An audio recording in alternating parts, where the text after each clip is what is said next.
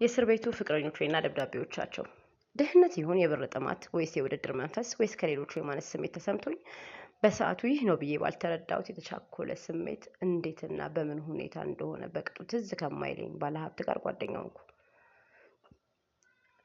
ሰውየው በእርግጠኛ ሰፈር ነው የሚኖረው። ጓደኛ እንሆናለን ብዬ ግን አስቤ አላውቅም። ብቻ በሰውየው አማካኝነት ቢዝነስ የሚባል ገንዘብ ነክ ወንጀል ሰራን። የወንጀሉ ስር መሰረት አላውቀውም። ብቻ ጉዳዩ ላይ ተሳተፍኩ። ስራውም ተሰራ፣ ደግሞ ተነቃ። እናም ብሩም ሳይበላ ያሰብነውም ሳይሳካ እኔም ሰውየውም ተከሰን ራሳችንን እስር ቤት አገኘ ነው። ከብዙ የፍርድ ቤት ምልልስ በኋላ አለማወቅ ከጠያቂነት አያድንም በሚለው ህግ መሰረት ብሩ ባይወጣም ሙከራ አይታለፍም ተብለን ተፈርዶብን ቃሊቲ ማረሚያ ወረድን። እኔ ሴቶች ክልል፣ እሱ ወንዶች ክልል። በቃ የእስር ቤት ኑሮ ተጀመረ። እስር ቤት ብዙ የሚያሳዝንና የሚያስቅ ነገር አለው። ትንሿ ኢትዮጵያ። ተቆጥረን እንወጣለን፣ ተቆጥረን እንገባለን። ጨረቃ ማየት አይታሰብም።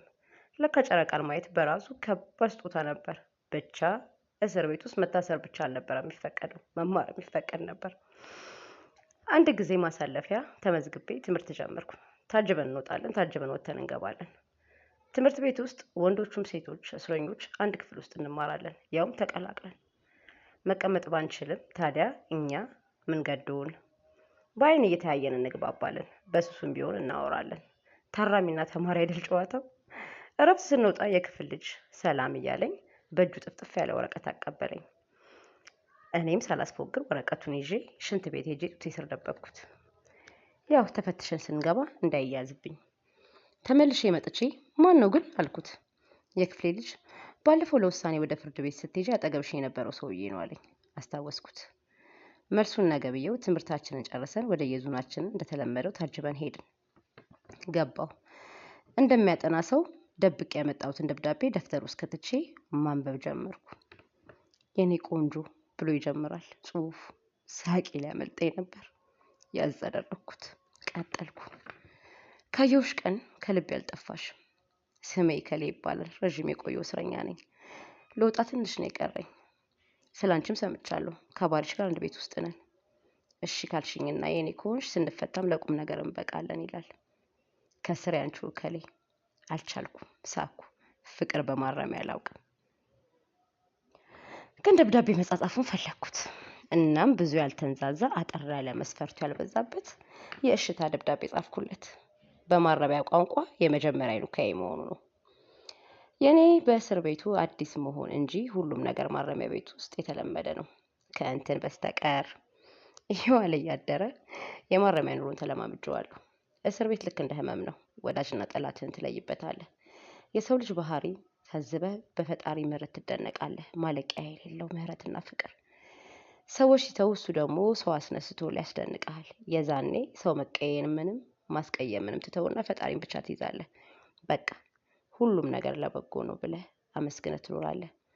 እስር ቤትም ህይወት ነው። ፈጣሪ ብቻ አጠገብህ ይኑር። ይህ የሚታለፍ የለ? አዎ ያልፋል። ብቻ ያውም እንደተለመደው ትምህርት ቤት እያልኩ አመታትን አለፍኩ። በዚህ አመታት ውስጥ ብዙ ህይወት ትምህርቶችን ተማርኩ።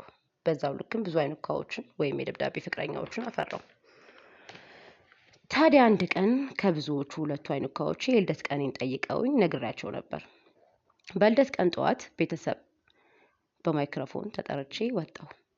እማላቀው ሰው ቶርታ ኬክና ፖስት ካርድ ቀይ እምቡጥ አበባ ይዞ መልካም ልደት ብሎሻል ባልሽ ብሎ አቀብሎኝ ሮጦ ሄደ። ገብቼ ፖስት ካርዱን ሳነበው ስሙ የወንድሜ ስም ነው እንዴ አልኩ። ከብዙ አይኑካዎቼ መሃል ለሁለቱ ልደት ቀኔን ለነገርኳቸው ብቻ ነበር ስለ ቤተሰቦቼም ሆነ ስለ ህይወቴ በተወሰነ መልኩ ያወራኋቸው። ግራ ገባኝ። አስቤ ለሁለተኛው አይኑካዬ አመሰግናለሁ ብዬ ቆንጆ የፍቅር ቃላት ተጠቅሜ ደብዳቤ ጽፌ ላኩለት። እሱ አልነበረም የላከው። ምን ነው ከኔ ውጭ የምትጻጻፊ ሰው አለ እንዴ የሚል ቅናት ጭርጭር ያደረገው ደብዳቤ ላከልኝ። ደነገጥኩ። ወይ መንቀዥቀዥ ውጤት ብዬ ራሴን በራሴ ታዘብኩት። በማግስቱ ከሰዓት ቤተሰብ ተጠራውና ባናና ማስቲካና አንዳንድ ነገሮች የያዘ ፌስታል የአንደኛው አይኑካዬ ጓደኛ አቀብሎኝ ሄደ። ባናናውን ስከፍተው ደብዳቤ ነው። አወጣሁት። ወጣቱና ቆንጆዬው አይኑካዬ ነው። ምን ነው አመሰግናለሁ አይባልም የኔ ማር? ወይስ አልተመቸሽም? ለመላክ በእኔ ቤት እኮ ሰርፕራይዝ ማድረጌ ነው። በወንድምሽ ስም የላኩት ይላል ደብዳቤው። ቀልቤ ተገፈፈ። እንዳልተመቸኝ እና ሰው አጥቼ እንደሆነ የሚገልጽ ቆንጆ የፍቅር ደብዳቤ ከምስጋና ጋር ጽፌ ላኩለት። የምር ማረሚያ ቤት ውስጥ የእውነት ፍቅር ይኖራል ብዬ አስቤ አላውቅም ነበር። ሁሉም ጊዜ ማሳለፍ ሀሳብ ማስረሻ ነበር የሚመስለኝ። ለካ ሰው መሆን ትርጉሙ ብዙ ነው። ለካ ህይወት ትምህርት ቤት ብቻ አይደለችም። ወይም በወጣትነት ተለፍቶ ተሰርቶ በእርጅና ወቅት ሞት መጠባበቂያን ገንዘብ አከማችቶ የሚበላበት አይደለችም። ውድድርን ፈጠር ነው እንጂ የውድድር ቦታም አይደለችም። ህይወት ሁሌም እየኖርክ ትማርባታለህ። መደምደምም መገመትም አይቻልም። ይቀጥላል ካልታተ